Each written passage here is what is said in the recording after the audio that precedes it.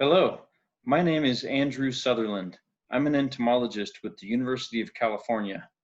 I work for the Statewide Integrated Pest Management Program and help to develop and evaluate pest management programs for key urban pests.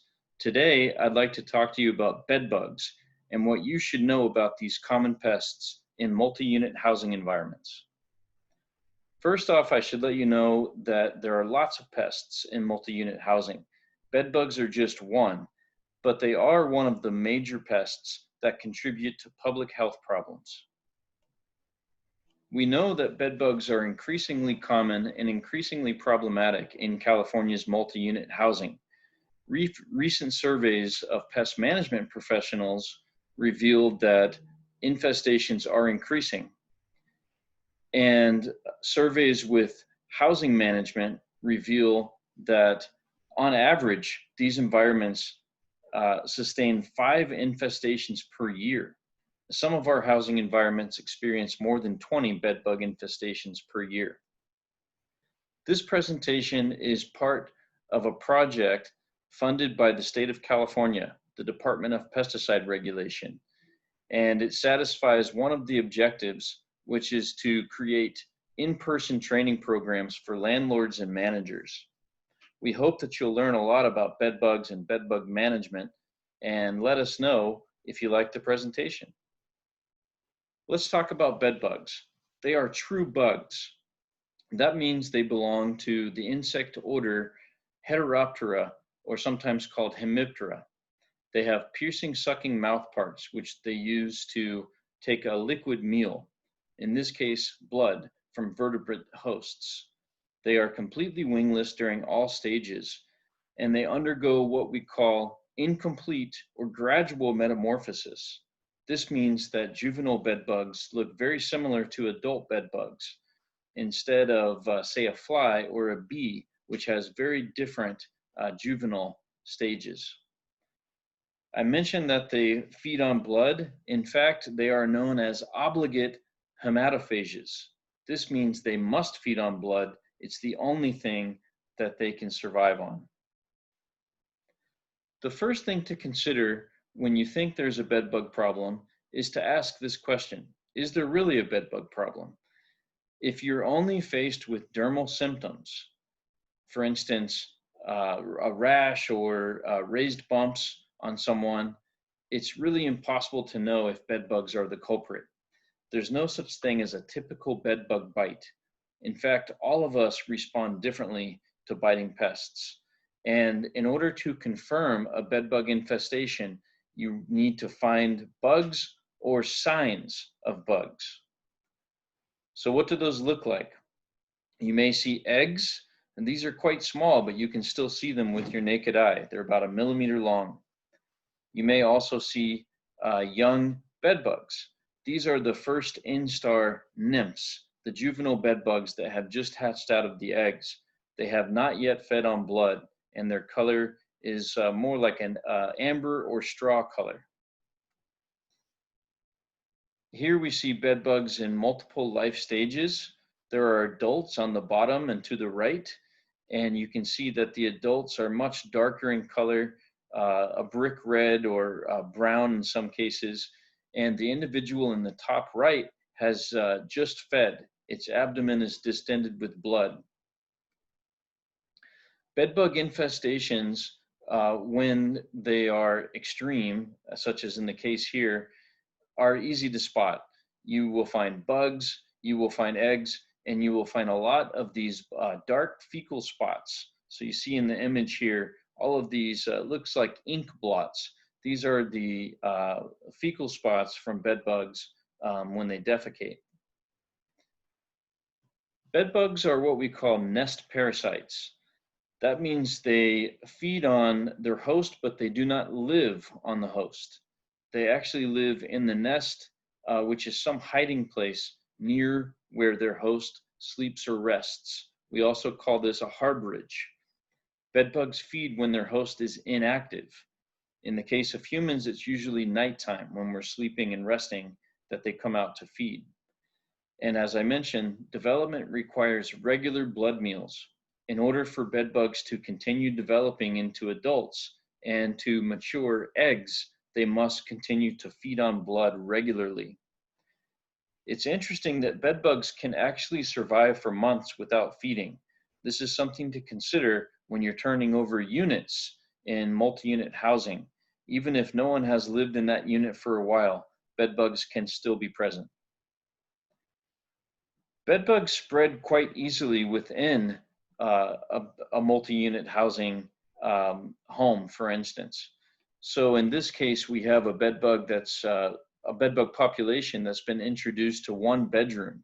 Over time, this infestation can spread and grow so that that initial bedroom is now severely infested, and we have new infestations in the living room. Perhaps someone sleeps or rests on this couch, and another infestation in the other bedroom. This is quite typical of bed bug infestations. They move around quite readily once they're in a home. We also can have bed bugs moving from one unit to adjacent units. In this schematic of a multi-unit housing building, sometimes bedrooms from adjacent units share a wall. Those walls are penetrated by utilities and other amenities, and they do allow bed bugs to move.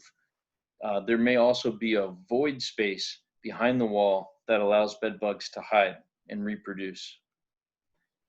I mentioned that a blood meal is required for bed bugs to grow, and in fact that's true for each life stage. In order for each of these juvenile stages to reach the next, they must take a blood meal. In order for the female to mature her eggs, she also must take a blood meal. I want to point out the markings at the bottom of this slide.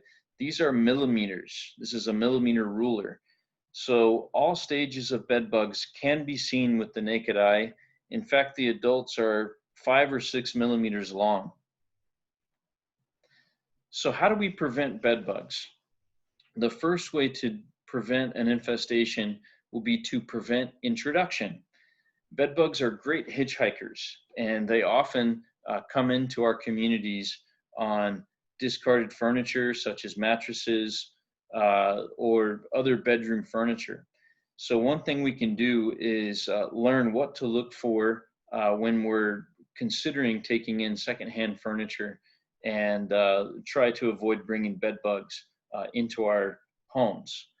When we're traveling, it makes sense to be aware of where we are, and sometimes to inspect for bed bugs where we may be staying. Personal items. As I mentioned, bed bugs are great hitchhikers, and they easily can crawl into personal belongings like purses and backpacks and make their way to another person's home.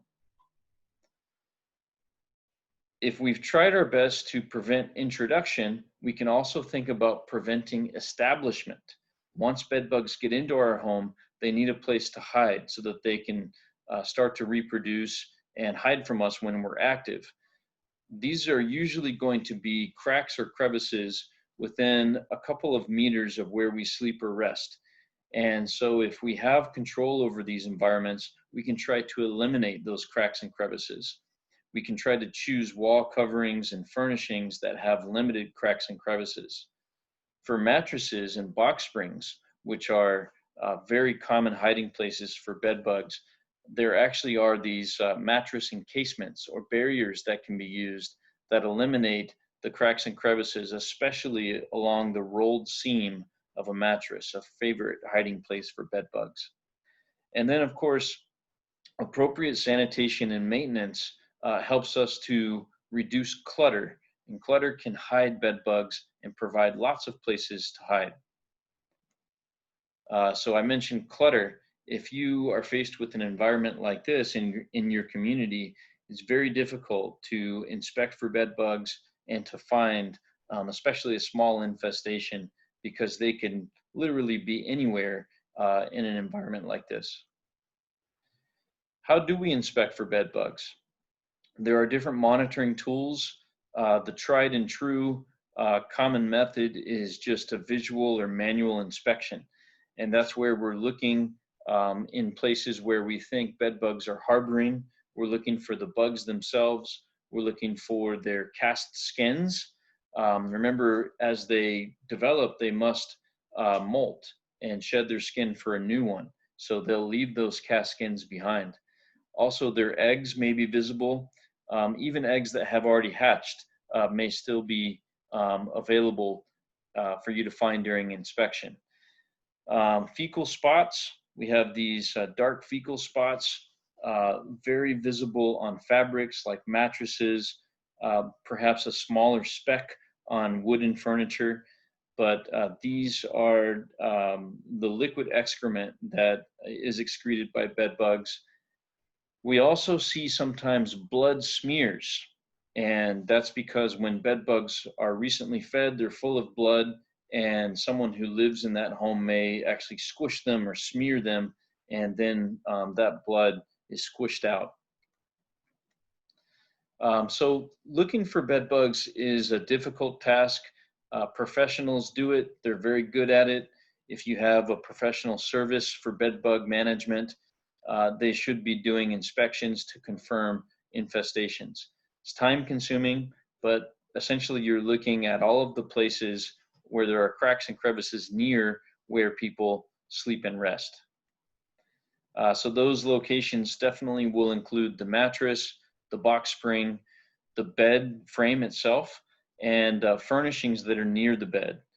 So bedside tables, even electrical outlets, the cover plates sometimes have a crack that allows bed bugs to get behind and hide and reproduce. Even artwork that may be hanging above a bed can hide bed bugs behind or within. We also can use bed bug monitors. These are devices that attract and then arrest bed bugs as they're wandering. The most common are what we call pitfall or interceptor traps. They get placed under the legs of beds or other furniture, and bed bugs can't jump or fly. So they crawl, and in this case, the person has applied talc to this furniture leg. So if a bed bug is crawling down the bed leg to find a harbridge, they slip on the talc and they can't get out of this slippery plastic well. Also, if a bed bug were crawling from away from the bed, trying to crawl up the bed, it would get caught in this outer well. So that's how those work. There are also what we call Harbridge traps, a number of different models. Most of them have cardboard with little channels or crevices that are very attractive to bed bugs when they're seeking harbridge. So these can be checked regularly. The whole idea is that monitors are easier to check than the furniture itself. Sometimes furniture has to be taken apart or examined very closely to find bed bugs.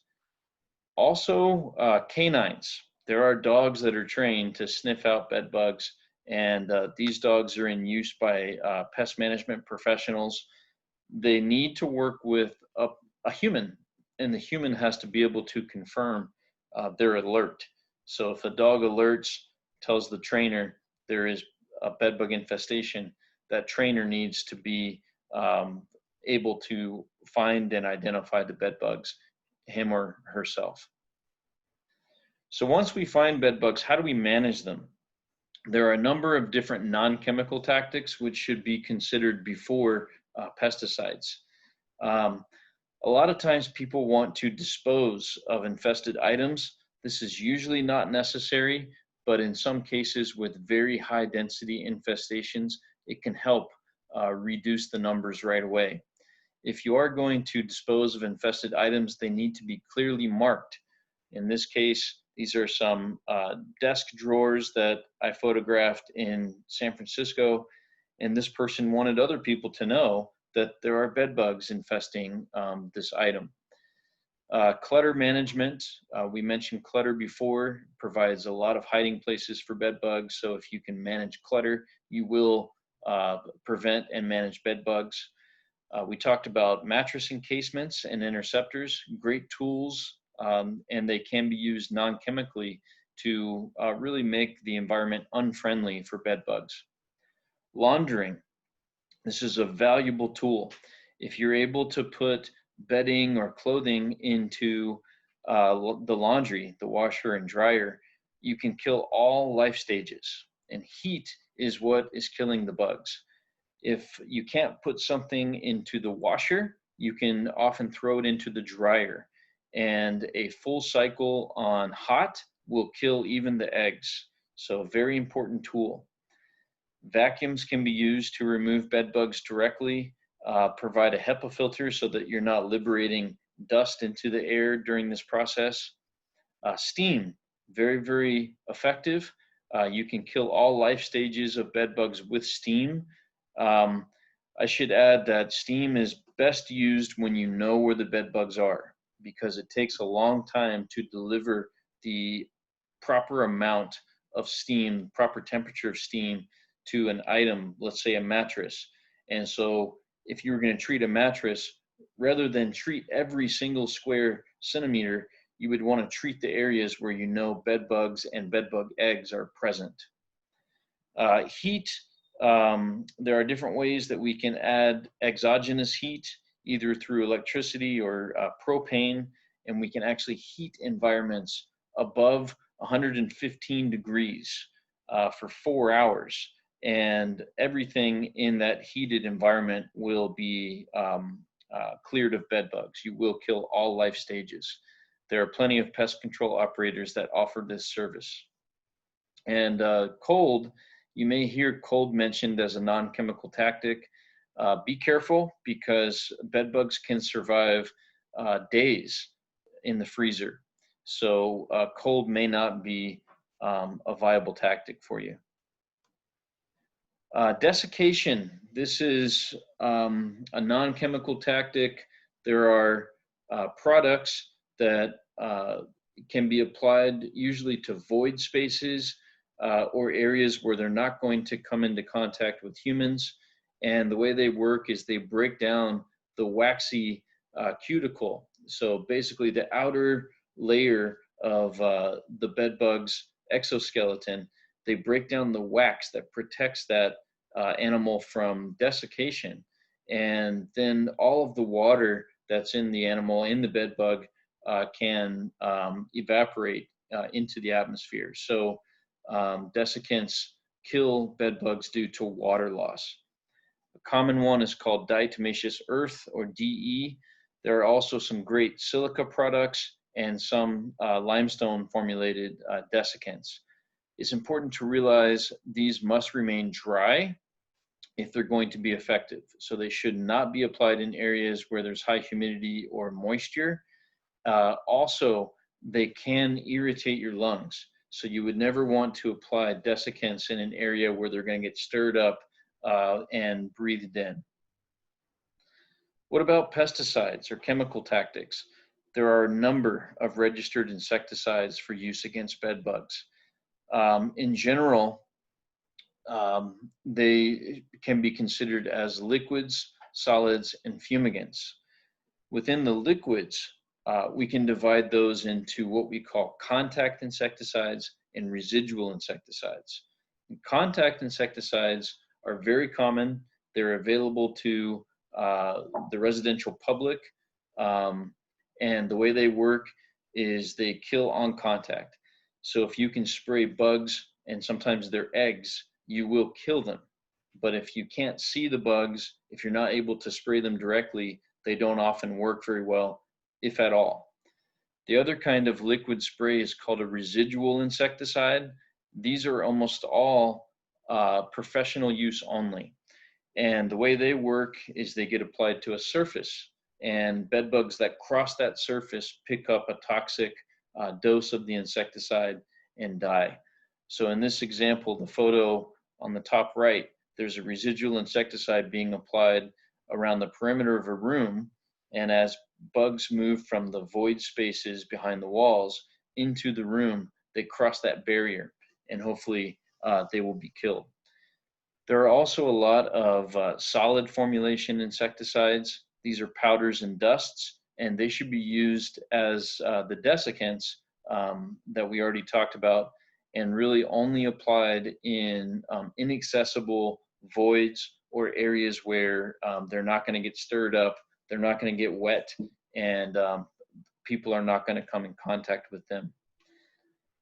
As a last resort, we can actually fumigate spaces to kill bed bugs and their eggs.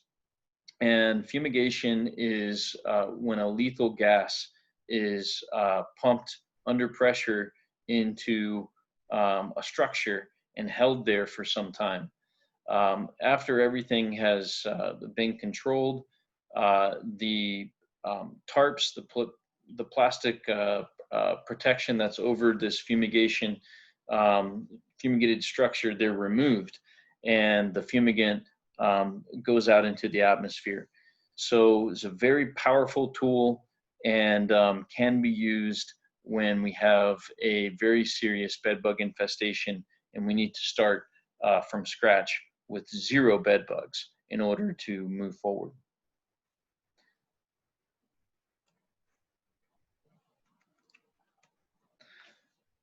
Insecticides should be considered carefully. Always read a label if you're going to consider applying insecticides.